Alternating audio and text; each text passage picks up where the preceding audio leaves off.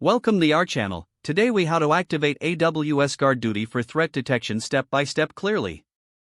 To activate AWS GuardDuty for threat detection, log into your AWS management. In the search bar, type GuardDuty and select it from the drop-down menu. You will be directed to the GuardDuty dashboard. If this is your first time using GuardDuty, click on the Get Started button.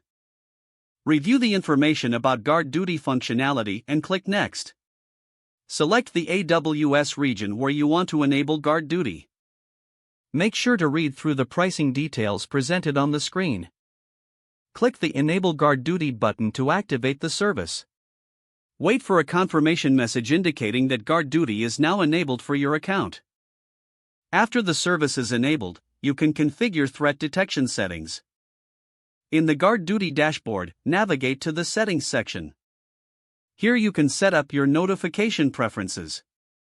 Choose whether to receive alerts via AWS CloudWatch, SQS, or SNS. Once you've selected your preferred notification methods, confirm your choices. Next, review the detection features offered by GuardDuty. You can customize settings like VPC flow logs, CloudTrail logs, and DNS logs. Enable any additional logging that may be beneficial for your threat detection needs. After configuring these settings, you can view the findings in the GuardDuty dashboard.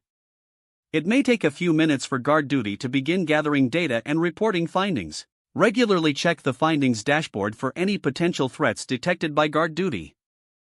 If needed, integrate GuardDuty with AWS Security Hub for a centralized security view. Congratulations, you have successfully activated AWS GuardDuty for threat detection. If the page does not load, refresh the browser or try again in a private or incognito window. Make sure you are using the correct email address, then retype it carefully to avoid small typos. If your password is not accepted, use the reset option and create a new strong password you can remember. Check your spam folder for verification or security emails, then complete any requested confirmation steps.